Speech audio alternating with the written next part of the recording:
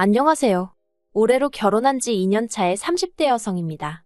거짓말을 밥 먹듯 하는 시어머니한테 질려서 남편과 이혼했어요. 남편과는 같이 수험 생활을 하면서 알게 된 사이입니다. 저는 대학을 졸업하자마자 공무원 시험을 준비하기 위해 노량진에서 학원을 다니기 시작했는데 남편 또한 저와 같은 수험생 중 한 사람이었어요. 하지만 그때는 남편도 저도 목표한 바가 있었으니 어떻게 보면 공과사를 확실히 구분하고 지냈습니다. 그냥 얼굴이 눈에 익으니 인사 정도만 주고받는 사이였죠. 하지만 제가 시험에 합격하고 남편이 제 연락처는 어떻게 알았는지 저한테 합격 축하한다며 문자를 보냈더라고요. 그리고 그 문자를 계기로 본격적으로 연애까지 하게 되었죠. 그런데 지금 생각해도 후회스러운 게 남편과 사귄 지 8개월 만에 제가 임신을 했어요. 결혼을 약속한 사이도 아니었고 그래서 매번 조심한다고 했는데 아무튼 저나 남편이나 본격적으로 사회생활을 시작한 지도 얼마 안 된 시점이었기에 임신 사실을 알았을 땐 마냥 기뻐 수만은 없었네요. 하지만 남편은 마치 임신을 미리 예상이라도 했던 사람처럼 임신 사실을 듣자마자 시댁에 인사를 드리러 가는 일부터 모든 걸 일사천리로 진행시키더라고요. 그리고 그때는 제가 심적으로 놀라고 지쳤던 탓에 그냥 대부분의 일들을 남편이 하자는 대로 따라갔던 것 같아요. 애시당초 이미 생긴 아이를 지운다는 건 아예 생각하지도 않았거든요. 그런데 번갯불에 콩거 먹듯 결혼 준비가 다 끝나갈 무렵에서야 시부모님이 오랫동안 이혼한 사이셨다는 걸 알게 되었습니다. 처음에 인사를 드리기 위해 찾아갔던 시댁은 남편이 여행 사이트에서 일주일 정도 빌린 아파트였고 원래 어머님은 반지하에 아버님은 아예 다른 지역에서 가정을 꾸리고 살고 계시다대요.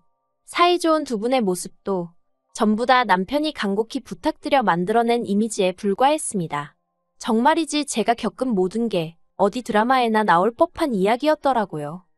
하지만 이 사실을 알았을 땐 결혼 자체를 무르고 싶은 생각도 들면서 한편으로는 하루가 다르게 불러오는 배와 가뜩이나 혼전 임신으로 결혼한다고 하여 친정부모님 가슴에 대못을 박았는데 이제 와서 파혼 소리를 어떻게 꺼내나 싶대요. 그리고 저는 그렇다 쳐도 저희 친정부모님의 얼굴에 먹칠을 하게 되는 것도 두려웠고 파혼을 해도 아이는 낳아야 하는데 그러면 싱글맘으로 살아야 하는데 정말이지 그 어떤 것도 도무지 엄두가 나지 않았죠. 무엇보다도 남편이 자기가 그렇게까지 하면서라도 저와 결혼을 하고 싶었던 건 저에 대한 사랑이 너무 커서 그런 거 아니었겠냐며 제발 자기를 이해해달라고 밤낮으로 전화와 문자로 비는 거예요. 그러니 제 입장에선 어떻게든 조금이라도 저한테 유리하게 좋은 쪽으로 생각하고 싶었던 것 같습니다. 그래서 더는 문제 삼지 않고 원래대로 결혼을 하게 된 거죠. 그런데 결혼을 하고 나니 시부모님이 이혼을 하셨다던가 가진 재산이 별로 없으시다던가 그런 건 문제도 아니더라고요. 더 큰 문제는 시어머니 그 자체였습니다. 결혼하고 가까이서 지내보니 한마디로 정말 인성에 문제가 많으신 분이셨거든요. 일단 없는 얘기까지 지어내시면서 제 험담을 하여 남편과 제 사이를 이간질하셨어요. 이해가 안 되는 게 어머님 입장에서 어머님 아들하고 며느리인 제가 싸우면 도대체 어떤 좋은 점이 있으시길래 그렇게 툭하면 저와 남편 사이에서 없는 말을 지어내시나 싶대요. 결혼하고 얼마 되지 않았을 때였습니다.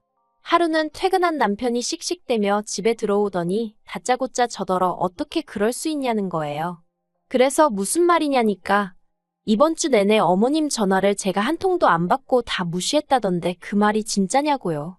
황당하고 어이가 없었죠. 무시하긴 뭘 무시하냐고 전화가 온 적도 없다 했습니다. 그러자 남편이 어머님이 아침에 일하는 남편에게 전화해 서운해 죽겠다며 며느리가 전화도 안 받고 혼자 사는 시애미가 무슨 일이 있는지 없는지 관심도 없는 모양이라며 우시더라나요. 그래서 제가 제 핸드폰을 남편 코앞에 들이밀며 보라고 부재중 전화 목록도 보고 한번 뭐라도 있는지 내키는 만큼 샅샅이 뒤져보라고 했네요. 그랬더니 남편이 됐다면서 저더러 벌써 지운 건 아니고 하며 빈정거리는 게 아니겠어요? 그리고 그런 남편의 모습을 보니 절대로 이대로 그냥 넘어가면 안 되겠다 싶었습니다. 그래서 AS 센터 가서 점검받고 기지국이며 콜센터에 전화해서 다 확인해보고 대리점에도 가보고 그리고 당연히 모든 곳에서 하는 말은 한결같이 애초에 상대방 쪽에서 발신 자체를 안 한 거라고요.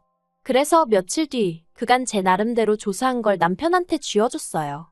그러니까 그제서야 남편이 좀 당황한 얼굴로 그러면 어머님이 뭘 착각하셨나 보다면서도 그새 또 저한테 하는 말이 너는 이렇게까지 시시비비를 가렸어야 했냐며 너가 먼저 했으면 되는 거 아니냐 하는데 저도 결혼 초에는 어머님한테 몇 번이나 먼저 연락을 드리곤 했었죠. 그런데 그럴 때마다 어머님이 저더러 당신을 감시라도 하는 거냐며 왜 이렇게 전화를 해대냐고 짜증을 내시기 일쑤셨거든요. 그러니 저도 사람인데 무슨 기분이 난다고 어머님한테 전화를 드리고 싶었겠어요? 그래서 그냥 오는 연락이나 받고 아니면 이따금씩 문자나 보내고 그러는 상황이었지요. 게다가 이뿐만이 아니었습니다. 처음엔 왜 시댁 외가 쪽 어른들이 저를 그렇게 가자미 눈을 하고 보시나 했는데 알고 보니 어머님이 시댁 외가 쪽에도 제 욕을 어지간히 해두셨더라고요. 정말 여러 가지가 있는데 그중에서도 제일 어이가 없었던 게 제가 작정하고 남편을 꼬셔서 임신까지 하고 그래서 당신이 어쩔 수 없이 결혼을 허락했다는 이야기였습니다. 아니, 아무리 팔이 안으로 굽는다지만 객관적으로 봐도 제 조건이랑 남편 조건이랑 비교해보면 제가 미쳤다고 그럴 이유가 없어요. 그저 제가 모든 걸 다 참고 남편과 결혼을 한 건 말 그대로 제가 임신을 했고 뱃속에 아이를 아빠 없는 아이로 만들고 싶지 않았을 뿐이지. 그런데 어머님은 당신 아들이 너무 잘나서 제가 노렸다는 식으로 당신 친지들한테 얘기를 하고 다니신데다가 친정이 좀 산다고 시어머니 알기를 우습게 알아서 예단도 아무것도 안 한 거라고 말씀하고 다니셨던 거죠. 그러니 그쪽 어른들 입장에서는 제가 얼마나 괘씸했겠어요? 그래서 오죽하면 제가 한 번은 다 모인 자리에 등기부등본을 들고 나갔습니다. 친정아버지 소유의 아파트에서 저희가 살고 있고 그래서 예단을 생략했던 거라는 설명을 하기 위해서요. 하지만 남편과 결정적으로 이혼을 결심하게 된 건 단지 저 정도의 이간질 때문만은 아니었습니다. 정말 저를 미치게 만든 건 어머님의 말도 안 되는 거짓말이었어요. 물론 그간 이간질을 하시면서도 말도 안 되는 별의별 거짓말을 하시긴 했지만 이번에 거짓말은 정도가 심해도 너무 심했고 도를 지나쳐도 한참을 지나치셨거든요. 저희의 돌까지 3달쯤 남았던 때 돌잔치는 생략하는 게 어떨까 하는 얘기가 나왔습니다. 실제로 전화 남편이나 주변의 애는커녕 결혼을 안 한 지인들도 많았던지라 결혼식에 이어 돌잔치까지 부르면 부담을 주는 것처럼 보일 것 같았거든요. 그런데 시어머니께서 난리셨습니다. 그래도 곽씨 가문의 첫 손자인데 어떻게 돌잔치를 생략하냐면서 그렇게는 안 된다고 호텔에서 멋들어지게 해야 한다면서요. 하지만 물론 땡전 한 푼 보태주신다는 말씀은 없으셨고 그냥 무턱대고 화만 내시는 상황이었죠. 그래서 결국 지금 생각해보면 왜 그렇게까지 했는지 모르겠지만 나름대로 어머님을 어르고 달래어 호텔까지는 아니어도 적당한 장소를 빌려 돌잔치를 하는 것으로 이야기가 되었습니다. 그런데 돌잔치 당일 사람들 모두 화기애애하고 좋은 이야기만 오가는 와중에 머리끝부터 발끝까지 무슨 바비 인형 마냥 분홍색으로 칠갑을 하고 오셔가지고는 사회자가 친할머니가 아이한테 덕담 한마디 해주세요 하고 마이크를 건넸을 때였습니다. 어머님이 대뜸 여기 오신 분들 모두 감사합니다 하시더니 실은 당신이 위암 사기다. 언제 죽을지 모른다. 아들도 며느리도 평소에 연락을 잘 안 해서 내가 아픈 걸 몰랐을 거다. 서럽고 서운하다. 뭐 그런 말씀을 하고 계시는 거예요. 순식간에 분위기는 찬물이라도 끼얹은 듯 쥐죽은 듯 가라앉았고 사람들이 웅성거리기 시작했습니다. 그리고 어머님 형제분들은 저랑 남편더러 얼마나 연락을 안 하고 살면 지엄마가 죽어가는데도 모르냐면서 욕을 하기까지 했습니다. 저희 친정부모님도 당황하셔서는 진짜냐? 이게 어떻게 된 거냐? 너네 정말 몰랐냐? 하시고 순식간에 저희 정말 천하의 나쁜 놈들 부모도 몰라보는 페류나가 돼버렸어요. 그래서 돌잔치고 뭐고 제대로 마무리도 못 짓고 손님들 돌려보내고 하지만 아무튼 그때는 억울하고 당황스럽고 그런 것보다는 당장 어머님이 위암 사기라니 이를 어쩌나 하는 생각뿐이었죠. 그리고 바로 이튿날 제가 어머님더러 큰 병원에 가보자고 했어요. 어느 병원에서 진단을 받으신 건지 서울에 있는 대형 병원으로 한번 가보자고요. 그런데 어머님께서 곧 죽어도 병원은 안 간다며 버티시는 거예요. 어차피 곧 죽을 목숨인데 쓸데없이 무슨 병원이냐면서 대신 저랑 남편더러 당신 가는 날까지 말이나 잘 들으라나요? 항암이고 뭐고 아무것도 하실 생각 없다 하시면서 그냥 맘 편히 살다 죽었으면 좋겠다면서요. 그리고 어머님 고집을 도무지 꺾을 길이 없어서 남편에게 어떻게 하면 좋겠냐니까. 남편은 한다는 말이 그러면 어머님 마지막 소원 들어드린다 생각하고 당분간 우리 집에서 살게 하시면 안 되겠냐입니다. 어머님 혼자 반지하에 지내다 가시는 거 자식으로서 가슴이 아프다고요. 그리고 친정아버지께서도 그 이야기를 들으시더니 그렇게 하라고 당장에 모시고 오라고 하셨죠. 그래서 얼결에 어머님과의 합가가 시작되었습니다.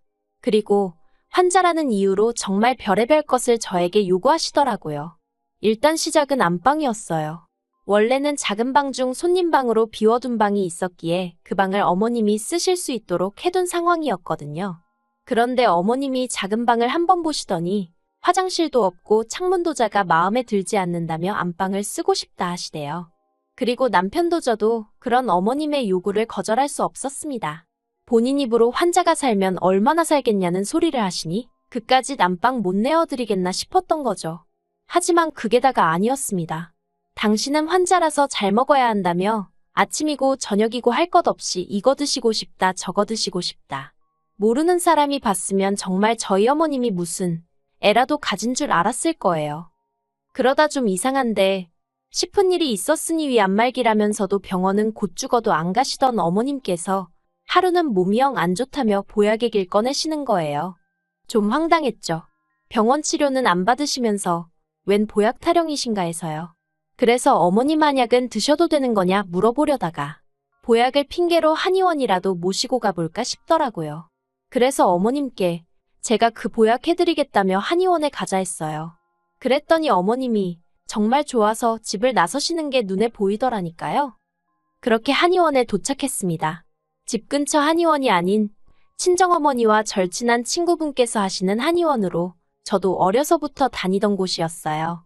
그리고 친정어머니 친구분이 어머님의 맥을 짚으셨는데 좀 갸웃하시는 눈치셨죠. 그래서 잠시 어머님이 자리를 비우신 사이에 사실은 하며 제가 어머님이 위암사기라는 말을 꺼냈습니다. 그랬더니 친구분도 하시는 말씀이 그렇지 않아도 네 엄마한테 들었다며 그런데 맥이 너무 좋다는 거예요. 보통 위암사기 정도 되면 맥이 약하고 불규칙한데 저희 어머님은 젊은 사람 마냥 좋다며 정말 위암이 맞냐고 저한테 되물으시더라니까요. 그리고 그때 저는 뭔가 등골이 싸늘한 게 확실히 짚고 넘어가야겠다 싶더라고요. 그래서 일단 어머님을 모시고 다시 집으로 향했습니다. 집에 도착하여 남편이 오기만을 기다렸어요. 그리고 얼마 안 있다 남편이 퇴근을 했는데 그날도 손에 뭔가 들려있더라고요. 그래서 그건 또 뭐냐니까 어머님이 치킨 드시고 싶다고 하셔서 사왔답니다. 어휴. 그래서 제가 어머님께 대놓고 암 환자가 치킨 같은 건 먹어도 되는 거냐 물었어요. 그랬더니 좀 전까지 멀쩡하던 양반이 또 다 죽어가는 표정의 목소리를 하시고는 어차피 때 되면 죽을 거 치킨 먹는다고 얼마나 일찍 죽기야 하겠냐 하시는데 정말 어이가 없대요. 저는 그런 어머님께 어머님 드시지 마시라 했어요. 그리고는 사실 충격받으실까봐 말을 안 했는데 아까 저희 친정어머니 친구분이 말씀하시길 어머님 맥이 너무 안 좋다고 하더라고. 당장 주무시다 어떻게 되셔도 이상하지 않을 정도라고 당장 큰 병원에 가서 검사를 받아보는 게 좋겠다 했다고 없는 말을 지어냈습니다. 어머님 반응 좀 보려고요. 그리고 설마 했는데 어머님의 반응이 가관도 아니었습니다. 정말 기절할 듯 놀라시며 당장 응급실로 가자시는 거예요. 그 소리를 듣고 어떻게 가만히 있느냐고요. 그리고 바로 응급실로 향했는데 어머님이 간호사를 붙들고 하시는 말씀이 생각해보니 요 며칠 가슴도 갑갑한 것 같고 머리도 아프고 그랬다며 빨리 검사 좀 해달라 하시는 거예요. 그리고 저는 그런 어머님 옆에서 간호사에게 저희 어머님이 위암사기라는 말을 빼놓지 않았죠. 그러자 간호사가 뭔가 이상하다는 듯 머리를 갸웃하더니 일단 알겠다 하대요. 그런데 어째선지 저희 어머님은 당혹스러운 표정으로 저와 남편의 눈치를 살피실 뿐이었습니다. 그리고 몇 시간 후 엑스레이며 CT며 전부 다 결과가 나왔는데 의사 말이 멀쩡하시다. 핏줄도 얽힌 데 없이 쭉쭉 뻗어나가고 있다며 다 좋답니다. 그래서 제가 저희 어머니 위암은요 하니까 의사가 저를 정말 황당하다는 듯 한번 보고는 누가 위암이냐고 오히려 저한테 되묻더라니까요. 그렇게 집으로 돌아왔습니다. 어머님과 저희 부부는 식탁에 둘러 앉았고 제가 먼저 말문을 열었어요. 어떻게 그런 거짓말을 하실 수 있냐고요. 그랬더니 어머님이 거짓말 아니랍니다. 의사가 돌팔이래요. 전 병원에서 오진을 한 거거나 아님 지금 의사가 돌팔이거나 아무튼 당신은 거짓말은 안 했다나요? 에휴, 차라리 속여서 미안하다 했으면 노인네의 주책이다 생각하고 저도 어떻게든 참아보려고 했을 수도 있는데 말이죠. 그래서 남편더러 어쨌든 어머님은 멀쩡하시다 하니 얼마나 다행이냐. 이제 다시 원래 사시던 대로 모셔다 드리라 했습니다. 암이라고 해서 같이 살기로 했던 건데 아니라 하니 같이는 못 산다고요. 그랬더니 어머님 하시는 말씀이 저더러 당신이 건강해서 유감이냐입니다. 그럴 리가요. 건강하셔서 유감이 아니라 거짓말을 하셨다는 게 유감이다 했네요.